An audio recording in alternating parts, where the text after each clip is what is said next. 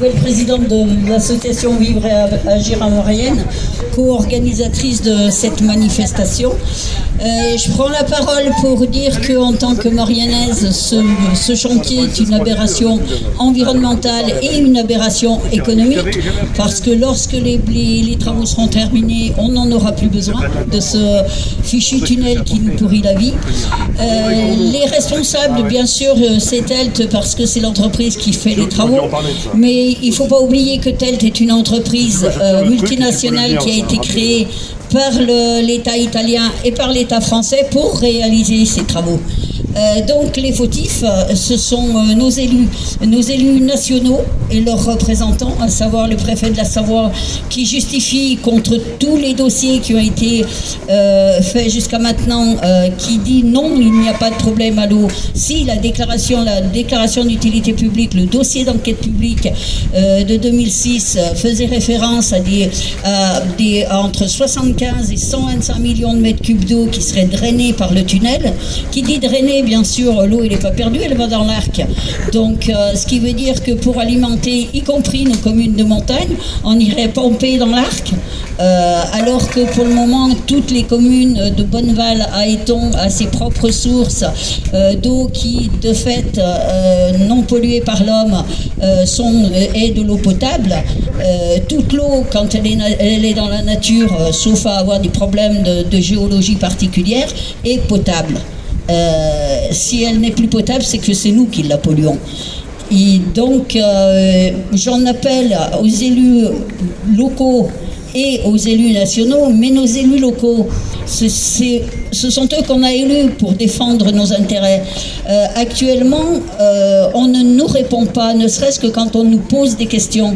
En ce moment, on remonte le schéma de cohérence territoriale de la Maurienne qui a été annulé à cause d'une plainte des associations environnementales. Elle a été annulée par le tribunal administratif. On est en train de remonter un nouveau schéma de cohérence territoriale. Dans le premier, on n'avait pas parlé de Lyon-Turin. On ne parlait pas de Lyon-Turin, c'était pas le problème de la Maurienne. Sur le second, l'État français a dit si, vous êtes obligé de parler du Lyon-Turin parce que ça va vous impacter.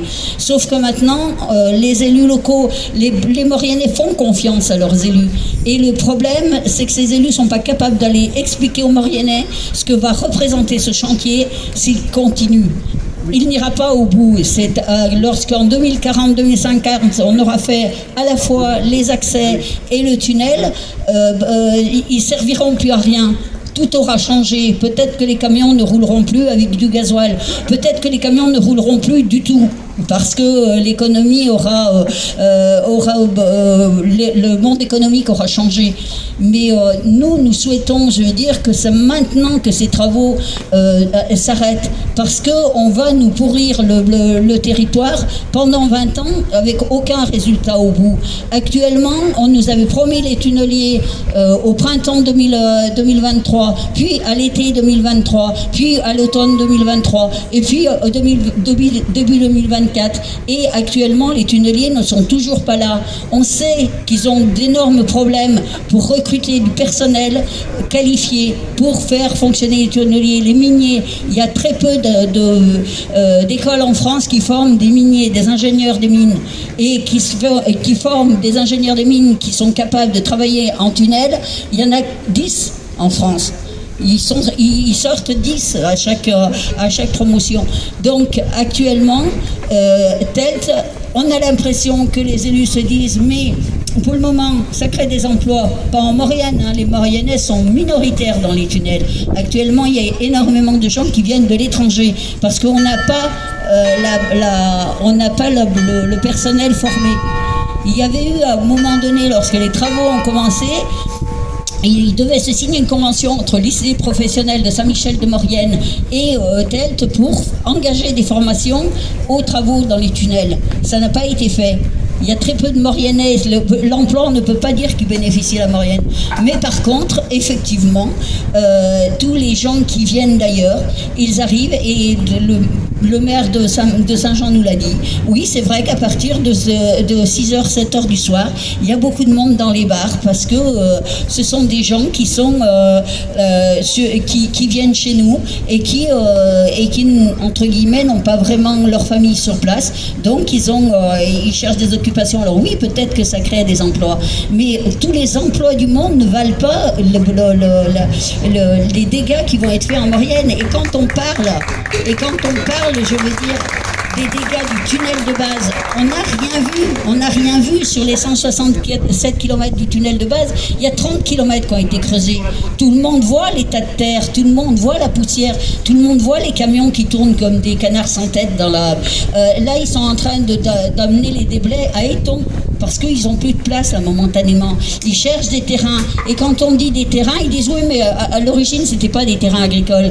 Ils auraient pu le devenir, parce que dans le futur, on va en chercher des terrains pour faire pousser de quoi s'alimenter. Alors, on a un problème sur l'eau et on a un problème aussi sur les terrains agricoles. Là où ils ont déposé des tas de terres à Saint-Julien, certes, il n'y avait rien il n'y avait pas de culture alimentaire. Mais ça aurait pu être des terrains qui auraient servi à ça dans l'avenir. Parce que l'avenir, ça va être ça. Ça va être, d'abord, on cherche à se nourrir. D'abord, on cherche à avoir de l'eau potable. Et ensuite, après, on va peut-être circuler, on va peut-être faire du tourisme et on va peut-être acheter à l'autre bout du monde. Donc c'est une aberration économique et écologique, et j'aimerais tellement que nos élus locaux, qui sont nos représentants et à qui on a fait confiance, puissent à un moment donné retomber sur terre, expliquer aux Mauriennais que ce chantier est une aberration, parce que dans leur fort intérieur, ils sont pas plus bêtes que nous, ils le savent ces trucs-là. Mais moi je ne crois pas qu'ils soient corrompus. Certes, il y a les compensations du Lyon-Turin, mais les compensations du Lyon-Turin, lorsqu'on est maire d'une commune, c'est de dire si moi je demande pas de l'argent, il va aller dans la commune d'à côté, l'argent. Alors autant que ce soit pour moi. Mais le problème de ces compensations grand chantier, l'autre jour, lors d'une réunion publique, on leur a posé la question en leur disant à quoi servent ces compensations. On nous apporte des millions, c'est qu'il doit bien y avoir, entre guillemets, anguille sous roche. On n'a pas eu de réponse, parce qu'eux-mêmes ne le savent pas. On ne sait pas ni les montants, ni les destinations de ces... si, voilà, pour ne parler que Villarodin-Bourget, la station de la Norma, qui est sur la commune de Villarodin-Bourget, qu'est-ce qu'ils ont fait? Ils se sont servis des compensations Lyon-Turin pour faire une luge d'été. Et tout le monde la connaît, cette luge d'été. Hein, elle arrive en face du fort Marie-Christine. Hein. Et au lieu, je veux dire, la Haute-Maurienne, au lieu d'utiliser un patrimoine historique absolument merveilleux, on construit des luges d'été pour que les gens y fassent du manège. Hein, c'est incroyable. Et pourtant, voilà, moi, en Maurienne, on a déjà beaucoup donné. Moi, je suis mauriennaise d'origine. On a déjà beaucoup donné. On a donné le fluor de Péchinet. Péchinet nous a pourri la vallée. Moi, quand j'étais gosse, on nous rachetait les vaches parce qu'elles ne pouvaient plus marcher, les vaches. Vous pensez bien que si le fluor tuait les vaches, je ne sais pas ce que ça nous a fait à nous, quoi. Mais alors, on a eu l'industrialisation de la Maurienne. L'industrie est en partie actuellement, Trimet prévoit de rouvrir la série F, ce qui va dire plus de fluor dans la nature, plus de comme ils appellent les composés organiques volatiles. Et ça, c'est encore pour nous, les Mauriennais. Il y a un moment donné, quand on fait un document comme le schéma cohérence territoriale, les élus devraient s'attacher à dire, voilà, la Maurienne, qu'est-ce que c'est que cette vallée de la Maurienne? C'est une vallée, je veux dire, traversée par une autoroute, déjà une voie ferrée, on construit un autre tunnel, il y a beaucoup d'industries polluantes, on a 4 usines Céveso, Seuil, Eau sur la Maurienne. La Maurienne, elle va de Bonneval à Éton, elle est très très longue, elle fait 120 km. Est-ce qu'on peut à un moment donné faire un vrai diagnostic de ce que nous vivons en Maurienne et de ce qu'est notre avenir?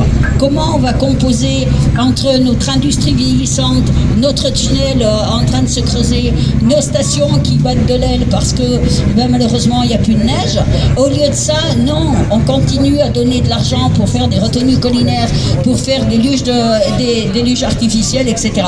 Donc voilà, je pense qu'il faut vraiment que nos élus locaux, et j'en profite parce qu'on est devant la mairie de Saint-Jean, je pense que nos élus locaux d'Éton à Bonneval, il faut qu'ils se réveillent et qu'ils nous écoutent. Tout ce qu'on leur demande, c'est qu'ils nous écoutent. Ils nous entendent, mais ils ne nous écoutent pas.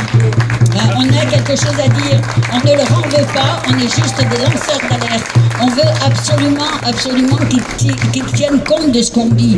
Nous sommes des lanceurs d'alerte, nous ne sommes pas, je veux dire, des gens qui n'avons rien à dire et surtout éventuellement qu'on serait contre eux de fait. On n'est pas contre eux de fait, on est en train de vous aider. Moi, quand je participe aux réunions pour monter le nouveau projet du schéma de cohérence territoriale, je leur dis, on est là, on veut vous aider, y voir clair, et enfin que vous fassiez votre travail d'élu. Vous êtes nos représentants, vous devez nous écouter.